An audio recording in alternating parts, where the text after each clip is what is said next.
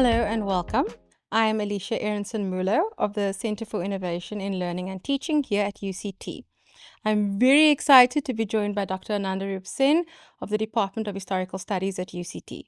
Anandaroop, thank you very much for agreeing to join me as a guest on this podcast, looking at how the various disciplines respond to generative AI in learning and teaching. Thank you, Alicia. I'm very happy to be here. Looking forward to the conversation. Great. I'm just going to jump right in. So, probably about 10 years ago, the worst thing we were looking at was students were, hiring people to write their essays or having friends do it or plagiarizing people's essays and that sort of thing. And suddenly, for a few years now, generative AI is the buzzword, and students are having generative AI write their essays. And obviously, historical studies, this is a big thing in the discipline. How did you and colleagues in historical studies and maybe even the broader faculty of humanities feel when you heard that suddenly ChatGPT and the like were going to be at people's fingertips, students' fingertips? Well, we are at a loss, to be honest. I'm coming in from an interview with a student where the student admitted to AI use. So, in the last few years, particularly, it has become a very, very big problem. So we are struggling to think on our feet with this. Um, Obviously, I don't want to be a doomsayer, but it's very difficult to manage this landscape right now because students don't necessarily see it as something which ought not to be a part of their work.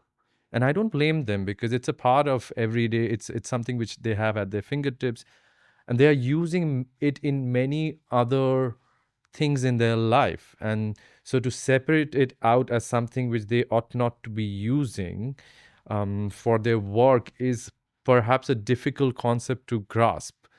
Um, Not very difficult once you tell them that this ought not to be, but I'm saying that at some level, because it's a part of their everyday life, it's very difficult to then not use it. So, and we as educators, especially in history where writing is still a big part of expression and evaluation, we have been struggling with this.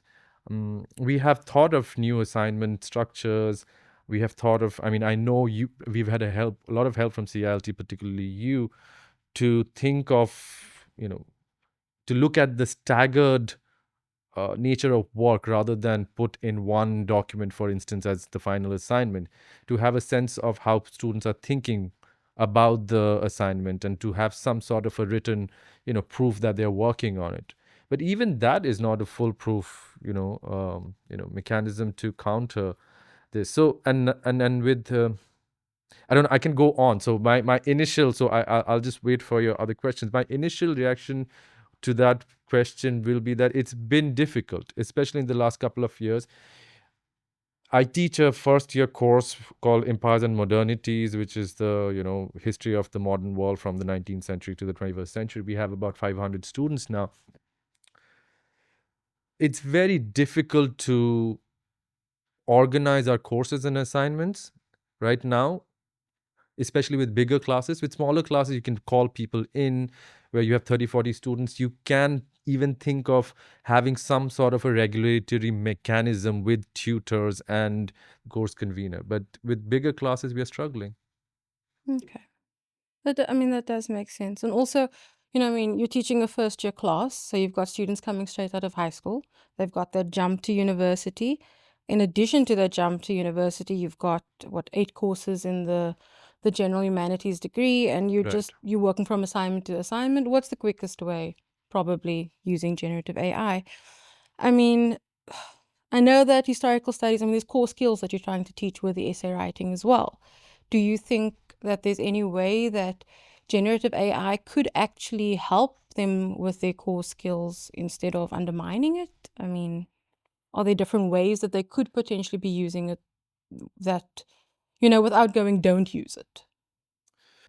It's difficult at the first year level. There might be when we have to be creative, but as you very correctly point out, writing is still a very fundamental aspect of the discipline in history and and broader social sciences and humanities. So it's difficult to replace that fundamental skill. And in some ways, we can say that, and we have done this in class, that, we give them a question and we then put it in the AI, put it in GPT and see what chat GPT comes up with. And then we work on that. And we say, look, that these biases are inbuilt in the way that AI is feeding on information. So maybe it tells us something about how historical information is already out there and how it's coming into the system. So that's something which we try and nudge students towards. That in any case, a historian is also doing that work of moving through the archive and sifting the archive and reading it critically. So what comes through AI is also a process which the historian is also already involved in. So when you look at AI, when you put a question into AI, the answer which comes up, that in itself, the content in itself is not so much interesting, because it's a mean, it's an average of different things that it is feeding on, but it shows you the consensus or the kind of assumptions that are there in the historical field or in the commonsensical historical field. So we have tried things like that, but at the level of writing, it's really difficult, because I'm worried about one thing. If humanities degrees are to mean anything when students go out in the world, in employment, for employment, what and if students continue using this AI generative AIs for writing essays, what skills will they have at the end of a humanities degree? And that's a larger question, what AI is doing to employment in different spheres. So that's a very, very big concern that I have, and I think a lot of colleagues share that it has the potential to hollow out the potential skills that one could be acquiring when you come to UCT, and what it does to the UCT brand. What does it mean to actually have a degree, UCT degree in humanities, in 2026 or 2027 or in 5 years down the line? Yeah, I think that's a very important question, especially now with the AI detection tool being turned off. Mm, Like, I mean, there are other AI detection tools out there. Just because UCT has switched off the built-in one with Turnitin doesn't mean you can't use them. mm, But at the same time, we know that AI detection tools are not foolproof. It's an algorithm. It's a guessing game, mm, basically. mm. It's not comparing one to one. But how do you feel about them turning the tool off? Do you think we should be embracing the space that we're in? Are the current academic integrity policies adequate for the new reality that we're living in? No, no, we are playing catch up. Um, and that's the problem with AI generally. We are bringing in 20th century regulatory mechanism to deal with 21st century technology. Um, and that won't work.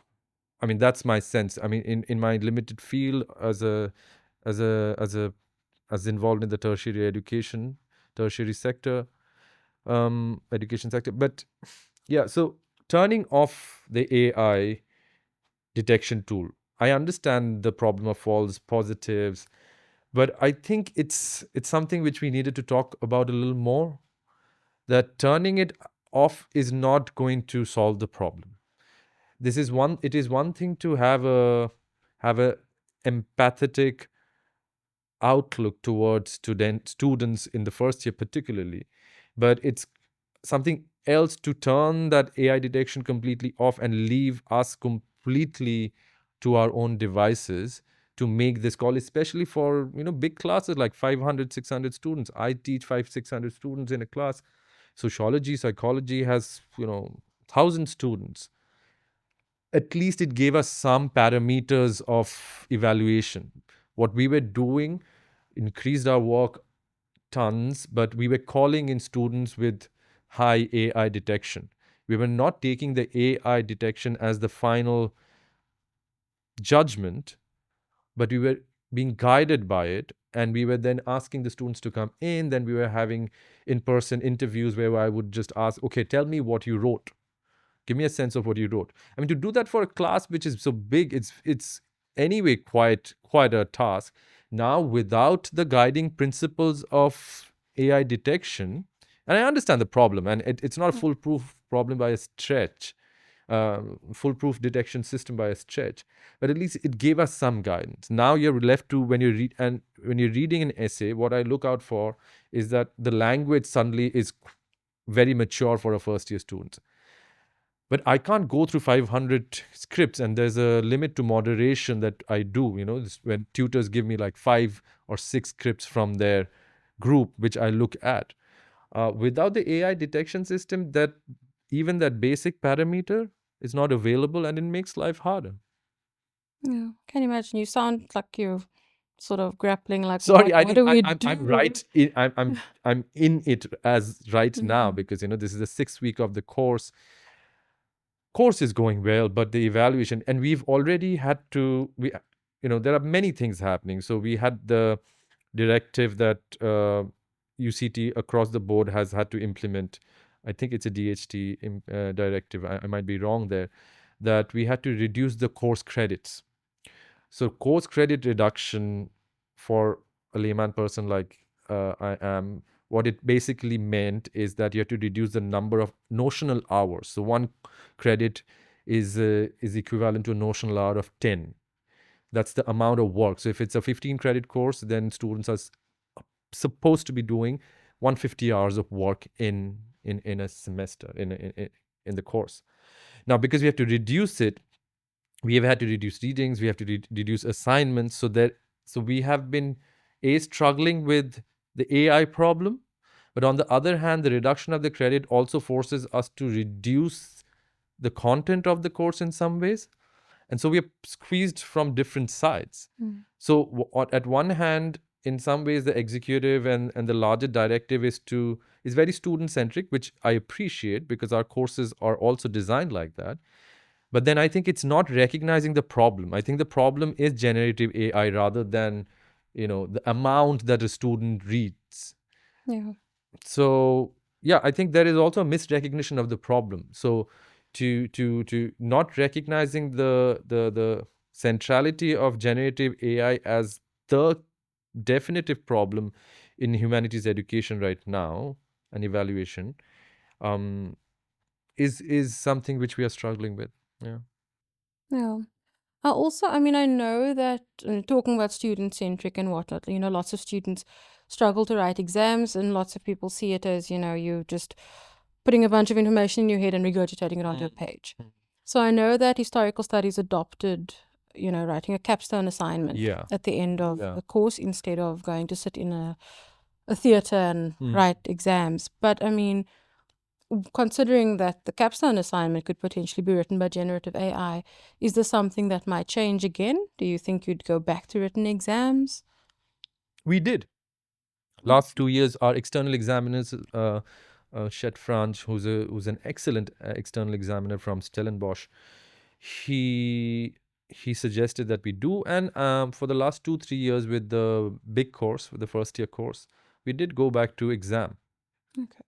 But then there is also this, when students are course shopping, they are now looking out for courses which have exams, and they're trying to find courses which don't have exams, and they gravitate towards them. And now we have also this potential, there is pressure around retaining numbers. So departments in different degrees are responding to the pressure of retaining numbers, and the retention of numbers is now connected with a course having an exam or not. So while we would like to have exams to counter the generative AI problem, but there is also the other side where you want to retain numbers, and that is affected by keeping an exam at the end of the course. So this year I have gone back to coursework, where I'm going to ask students to submit at least 2 drafts. So when I'm looking at the final essays, I want to see the staggered approach, that it has some semblance of a palimpsest, that the work is increasing or expanding or building on something. So that's something which we have done, but now we are going back to coursework essay.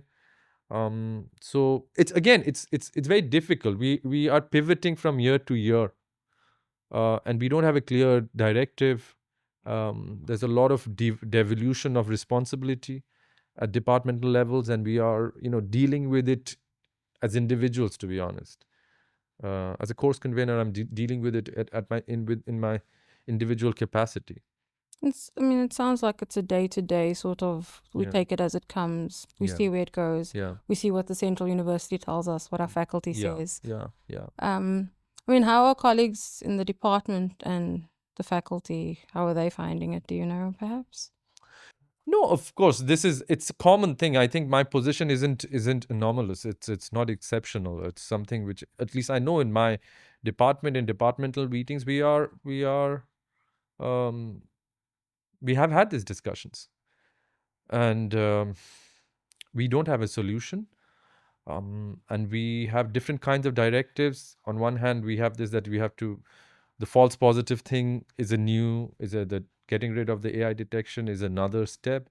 What I'm increasingly worried about, and this was bound to happen, when initially Chat GPT, what, 4 years back, when was it, right? 2022, I think. Yeah, I think a colleague in the computer science department shared this interesting exercise. They wanted us to uh, share with him one assignment question, and he would put it to generative AI and see the answer, and then he wanted us to evaluate it. And I did participate in that, and the answer that was generated was about 60, 65 at best. So it was an average, which is a problem I'm made to understand across different fields, that the average production content generation is something the AI has very quickly been very successful at. But now, yesterday, I was going through a student's essay, and it's an 80% essay. Okay. So it's getting better. Well, at least the Yeah, I mean, generative AI is learning. yeah, The student yeah. is not. No, and in different, I mean, I was watching this YouTube video about this, where this professional pianist, he does this interesting exercise where he's trying to, he's given two versions of a tune, and he has to try and understand which one is AI generated and which one is, played by humans. I mean, he was successful in the 5 tries and the 5 pieces that he was given to, but he was saying that, come to me in a year, I won't be able to. I Yeah. don't think in 5 years, I don't think I'll be able to do this. So we are in a similar situation that, I looked at it, and then if I didn't call the student in, I wouldn't understand. We were going by the fact that, okay, the average, you know, is where the AI is in the last year or so. Now it is generating content which is 80%. And that, I don't know where to go with that. Yeah. Look, I mean, I suppose there is no answer. I mean, as we say, Yeah. it's a day-to-day Yeah. thing. And I mean, as the new models come Yeah. in, I mean, well, what does one do? What does one really do? Mm. So I don't know. I mean, how do you see AI shaping the future of the discipline? I mean, do Yeah, that's a tough one. Tough one. I don't know. I mean, a more collaborative projects in terms of research, that's something which, we're still working in terms of peer review, and there's a basic integrity.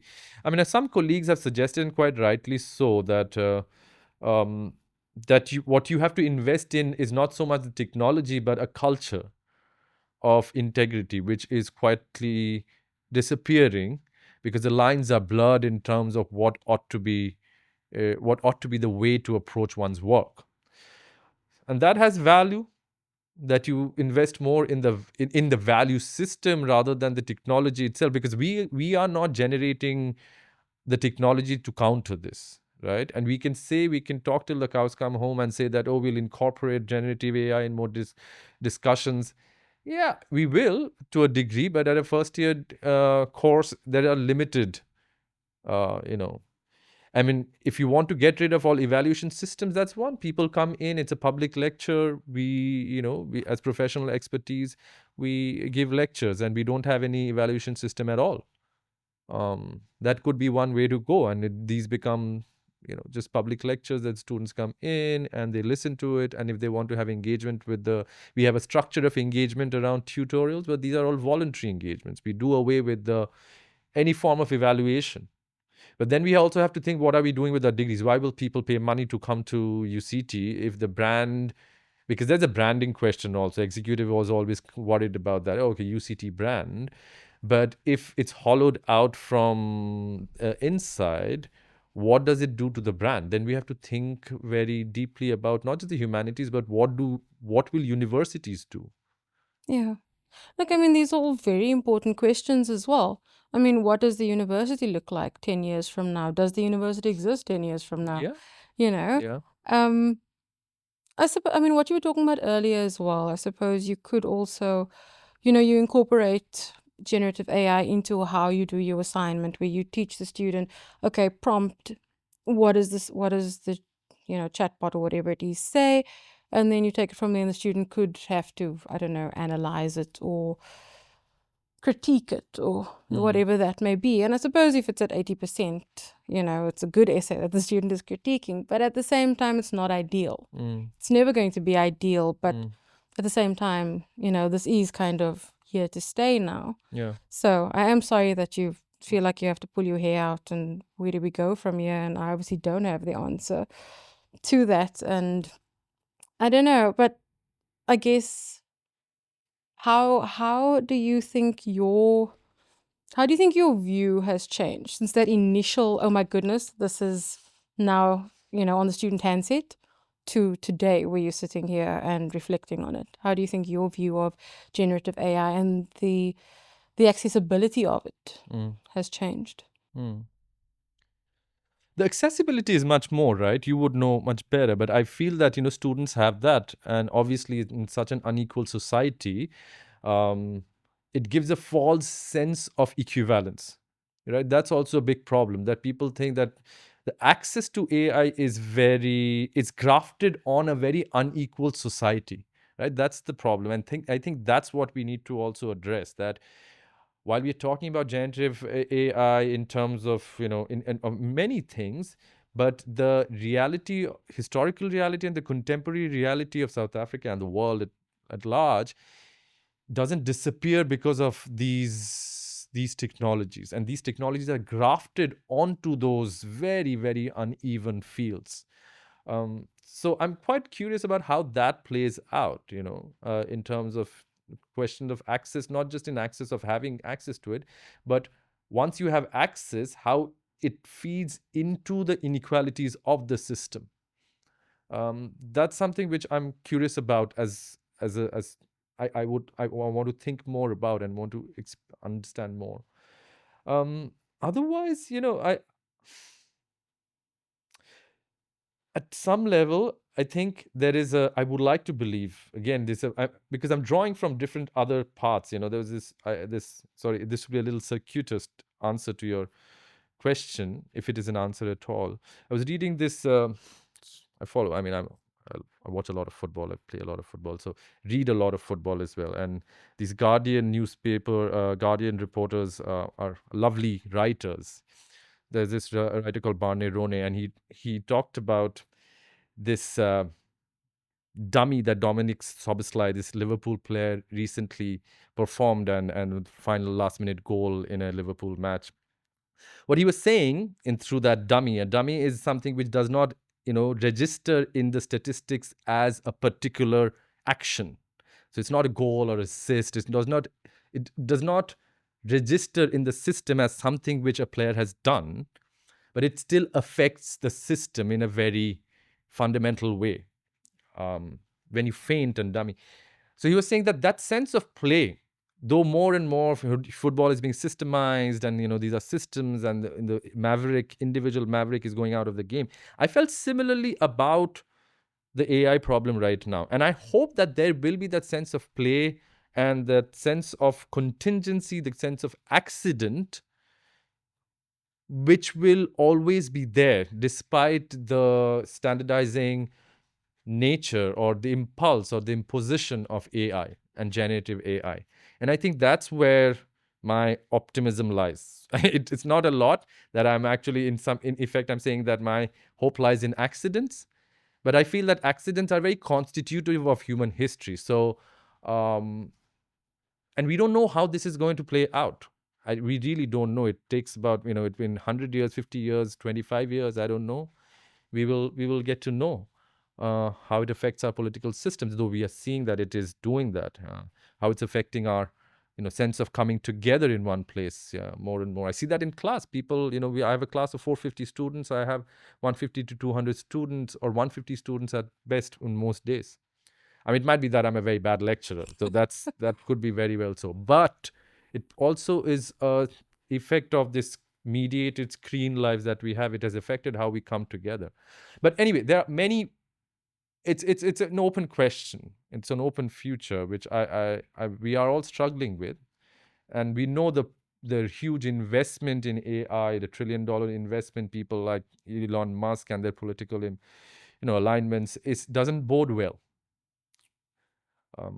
But there is always play. There's always accidents. There's always the element of human is in the contingency. So I'm kind of hopeful around accidents. Okay, that's one way of putting it. Look, I mean, I noticed when you were answering that question now, you called it the AI problem. So it definitely tells me, okay, this is I mean, obviously what you've said as well, but 100% this is where you're at. And yeah, I do know that time is a bit limited, so unfortunately we do have to cut the conversation short. I have really been enjoying it. Thank you for that. But is there anything to end off? Is there anything that you would want someone who is listening or watching to be left with? Or if a student of yours perhaps is listening or watching, is there something you'd like them to hear from you? Don't use AI in the essays. That's the first. But more seriously, it's a problem that we are struggling with. So we need to have honest conversations. I think that's my thing. That that's what I think. Our colleagues, some of our colleagues talked about value judgment, or investing in values around work. Initially I thought, okay, how do we do that? That sounds too abstract. But but that is something. I think we need to have an honest conversation of what we want out of education, reading, learning, and doing it together. I think generative AI is also another form of extreme individuation in a very screened world, which is and you have consequences of that are, I mean, one, mental health is a huge consequence of that. And I've read, apocryphal, but, worrying stories about how younger people are pushed by AI into different kinds of very dark places. So it's a very tricky field. So, and if we navigate it together, and that means talking about it honestly, talking about the inability to do something, but not use it as an easy crutch, though it's right there, that would be the place to start. Yeah. And see where it goes. I mean, I don't know, and I don't think anybody does. I don't think Elon Musk does. I don't think anybody who's honestly thinking about the immediate and the not so immediate future. I think we have to think about what we are doing. Okay. Thank you, Anandaroop, and thank you so much for fitting us into your very busy schedule. And thank you very much to those who are listening and watching. I hope that you enjoyed this as much as I have. I really, really enjoyed this conversation. Thank you, Alicia. Yeah, no, I really, this was fun because it made me think also, because, you're immersed in the everyday and you're trying to just douse fires. But yeah, okay. Thanks. Yeah, this was great.